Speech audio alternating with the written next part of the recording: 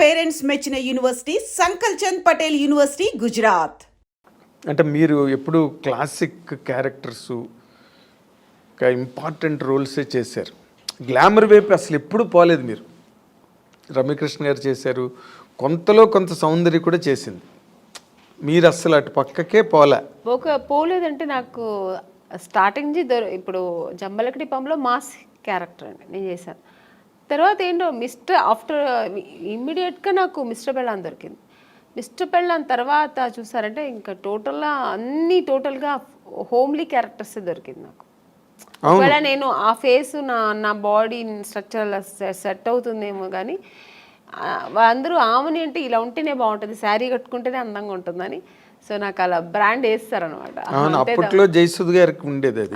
జయసుధ గారికి ఎలా ఉంటుంది, ఆవిడ ఎప్పుడు మాస్ అంటే అడవి రాముడు అవన్నీ చేశారు కానీ చేశారు, సహజ నటి అని ఒక ముద్ర వేసి ఆవిడని అలా పక్కన పెట్టారు. ఎంత బిజీగా ఉన్నా ఆవిడ అవే కైండ్ ఆఫ్ క్యారెక్టర్స్ చేసుకుంటూ వెళ్ళారు ఇప్పటి వరకు.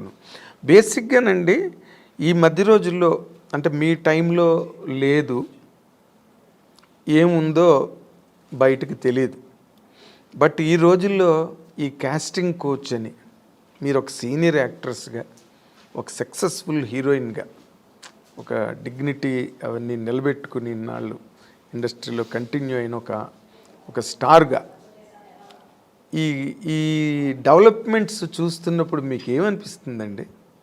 అంటే ఈ ప్రజెంట్ హీరోయిన్స్ ఫేస్ చేసే ఇష్యూస్ కానీ, లేకపోతే ఇండస్ట్రీలో వచ్చిన మార్పులు కానీ.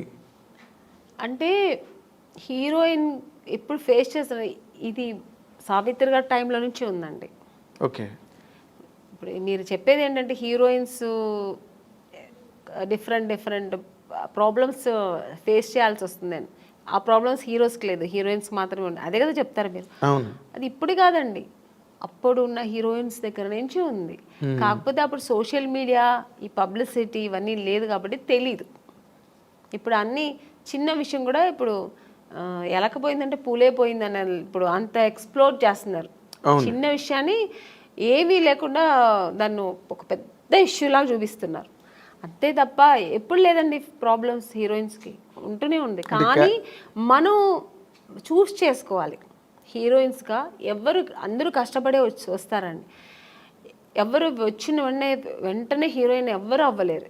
అంటే చేసిన ఆ హీరోయిన్స్ వాళ్ళకే తెలుసు, ఎవరికైనా ఆ వెనకాల ఒక కథ ఉంటుంది, వాళ్ళ బ్యాక్గ్రౌండ్ ఉంటుంది, వాళ్ళు ఏం కష్టపడ్డారు, ఎలా వచ్చారనేది ఉంటుంది.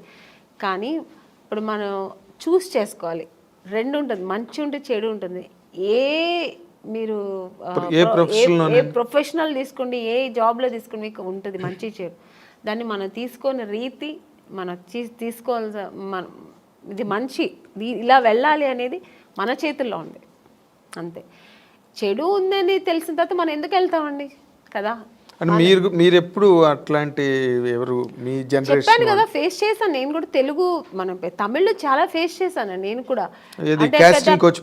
అవునండి, ఇప్పుడు పెద్ద డైరెక్టర్స్ పెద్ద కంపెనీల్లో లేదు అలాంటి నాకు తెలిసి.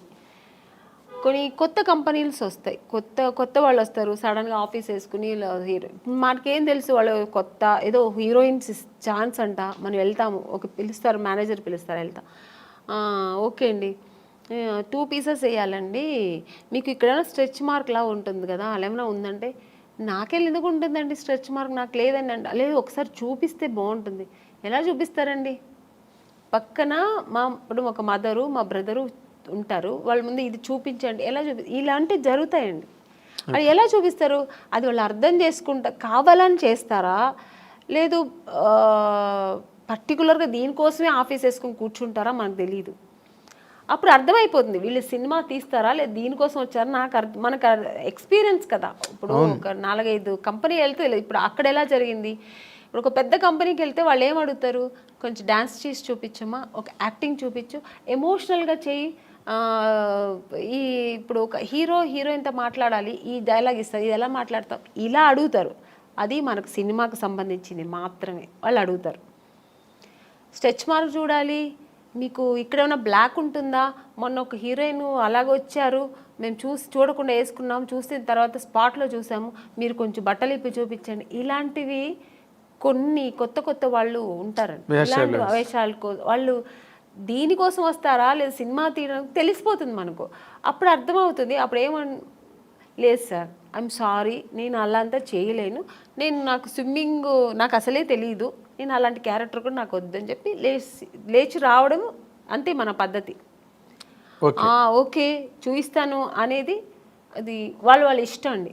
అది ఎవరిని మేము తప్పు అనట్లేదు. వాళ్ళకి ఇష్టపడి ఓకే నేను దేనికైనా ఓకే నేను చూపిస్తాను అనేది వాళ్ళ మనసు దాన్ని బట్టి ఉంటుంది.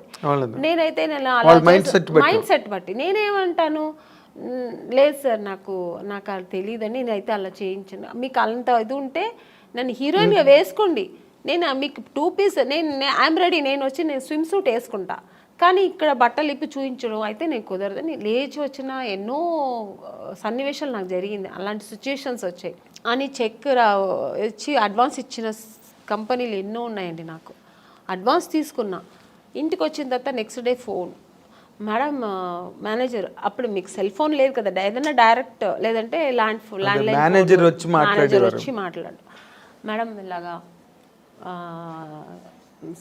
డైరెక్టర్ గారు అక్కడ ఫుల్ ఇది పెట్టుకున్నారు, స్టోరీ డిస్కషన్ పెట్టుకున్నారు, ఇట్లా ఒక బీచ్ దగ్గర ఇట్లా రమ్మంటున్నారు మిమ్మల్ని, ఫైనాన్షియర్ వస్తున్నారు చూడాలంట. ఫైనాన్సర్ నన్ను ఎందుకు చూడాలి, నాకు అర్థం కాదు. ఫైనాన్స్ ఇప్పుడు చూడాల్సిందే డైరెక్టర్ ప్రొడ్యూసర్ అయిపోయింది.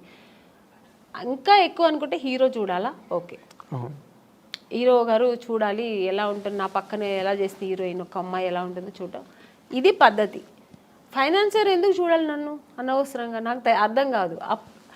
కొన్ని రోజుల తర్వాత అర్థమయ్యేది, ఇంకోటి నాకు ఎక్కడ అర్థమయ్యేదంటే, మమ్మీ వద్దండి మీరు మాత్రం వస్తే చాలంటేనే అర్థమైపోయేది. కారు తీసుకొచ్చారు, ఐఎమ్ సారీ అని నేను రాను. ముందు మన అమ్మగారు అసలే పంపరు, ఒంటరిగా అంటే మా అమ్మ పంపించేది కదండి. లేదండి మా అమ్మాయిని అయితే ఒంటరిగా పంపాము. మా అమ్మ ఒక్కటే అన్నదండి, సినిమా హీరోయిన్ అవ్వాలా అనుకున్నావు, నాన్నగారి దగ్గర పర్మిషన్ తీసుకుని వచ్చాము, లేదు అప్పుడు ట్రై చేస్తున్నాం, అప్పుడు ట్రై చేసే టైంలో ఓకే దొరికితే చేద్దాం, లేదంటే ఉంది మనకు బెంగళూరులో మాకు ఇల్లు ఉంది, హ్యాపీగా అక్కడ వెళ్ళి జాబ్ చేస్తాం, లేదు చదువు పెళ్లి చేస్తానని చేస్తా.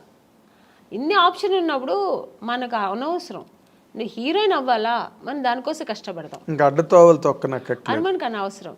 అలా నేను అలాగే ట్రావెల్ అయ్యానండి. నాకు అలాగే ఒక మంచి కంపెనీ, మంచి డైరెక్టర్స్, హెల్దీ పీపుల్స్తో హెల్దీ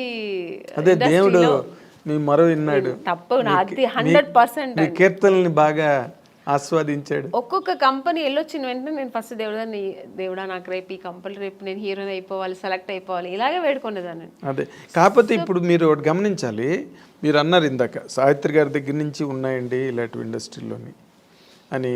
కాకపోతే ఇప్పుడు సోషల్ మీడియా రావడం వల్ల, కానీ హీరోయిన్లే పోలీస్ కంప్లైంట్లు ఇచ్చి కొంతమంది బాంబే నుంచి వచ్చిన వాళ్ళు, లేకపోతే ఏదో మొత్తానికి అలాంటివన్నీ జరగడం, అవన్నీ యూట్యూబ్లో వాళ్ళు వచ్చి వీడియోలు రిలీజ్ చేయడం, ఒక రకమైన డిస్టర్బెన్స్ అన్నది అన్ని చోట్ల అని కాదు, ఇన్ని సినిమాలు వస్తున్నాయి ఎక్కడ జరగవు కానీ, బట్ జరిగినవి మాత్రం చెప్తున్నాను కదండి, ఇండస్ట్రీ పరువు తీయడానికినే వచ్చిన వాళ్ళు అయితే ఇది జరగదండి. ఇంకా వేరే థాట్స్ మీద వస్తారండి కొంతమంది. ఇక్కడ హీరోయిన్లు ఉంటారు, ఇలా ఉంటారు, మనం ఇది సినిమా తీస్తూ ఇది కూడా చేయొచ్చు అనే వాళ్ళు కొంతమంది వస్తారు. అక్కడ ఇలాంటి తప్పులు జరుగుతాయి. ఓన్లీ సినిమాని నమ్ముకొని సినిమాని లవ్ చేసి ఒక సినిమా మనకు ఇండస్ట్రీలో ఈ ప్యాషన్తో వచ్చేవాళ్ళు, కళాకారులుగా వచ్చేవాళ్ళు ఎప్పుడు ఈ తప్పులు అక్కడ ఈ తప్పులు జరగదండి. వేరే థాట్స్ కూడా ఉంటాయి చూడండి దాంతోపాటు, లేదంటే ఆ థాట్స్ మాత్రమే అనుకొని వస్తారు కదా, అక్కడ ఈ తప్పులు జరుగుతాయి. సో అక్కడ కొంతమందికి ఇలా జరుగుతాయి. అవును. తర్వాత మీ టూ అనేది కూడా అలాగే ఆడవాళ్ళు కూడా అండి, ఏ హీరోయిన్ కూడా మనం ఇలా అయిపోవాలి, చెడుగానే ఉండాలి, చెడు దారి తొక్కాలని ఎవ్వరు రారండి. అందరూ ఒక డ్రీమ్తో వస్తారు. ఏ అమ్మాయి అయినా సరే నేను ఒక హీరోయిన్ అవ్వాలి, ఎవరికి ఆశ అందరికీ సొంతం కదండి. నేను కూడా శ్రీదేవి గారి లాగా కావాలి, నేను కూడా ఒక నగ్మ గారి లాగా కావాలి, నేను కూడా ఒక విజయశాంతి గారు లాగా నేను కూడా ఈ సినిమా ఇండస్ట్రీలో అవ్వాలని అనుకోవడం తప్పలేదు. అందరూ ఆశతోనే వస్తారు కదా. సక్సెస్ అయ్యేది కొంతమంది, సక్సెస్ అవ్వకుండా వెనక్కి తిరిగిపోవడం కొంతమంది. ఆ టైంలో కొంతమంది ఇలా జరిగితే దానికి పాప వాళ్ళు ఏం చేస్తారండి, నమ్మకం ఒకవేళ మనం హీరోయిన్ అయిపోతామేమో అని ఒక నమ్మకంతో కొన్ని తప్పులు జరిగిపోవచ్చేమో, నాకు తెలియదు మరి. అలాంటప్పుడు కొంచెం ఇలా వాళ్ళు లైఫ్లో ఇలా మిస్ అవుతుంటాయి కొన్ని. అవును, మీటూ అనేది కూడా చాలా పెద్ద మూమెంట్. తమిళ్లో రేవతి గారు వాళ్ళందరూ కూడా దాన్ని, జయసూద్ గారు ఇక్కడ, ఆ మీటూ అనేది కూడా చాలా పెద్ద రేంజ్లోనే జరిగింది. రేంజ్లో జరిగింది. దానిలో మీరు పార్టిసిపేట్ చేశారు? లేదండి, నేను చెప్పాను, నాకు మా ఇంట్లో నా సమస్యలు ఎక్కువ ఉంటాయి, ప్రాబ్లమ్స్. ఇప్పుడు చాలా అదే మీ ఇల్లే ఒక ఇండస్ట్రీ, నా ఇల్లు ఒక ఇండస్ట్రీ, అదొక మినీ ఇండస్ట్రీలా ఉంటుంది. వాళ్ళ ప్రాబ్లమ్స్, పైగా ఇప్పుడు నాకు 2 పిల్లలు, వాళ్ళు చిన్న పిల్లలు, వాళ్ళని చూసుకోవడం, ఫుల్ బిజీ ఉంటానండి. అసలు నేను ఇంటికి వెళ్తే నా ఫోన్ కొంచెం ఫ్రీగా ఉంది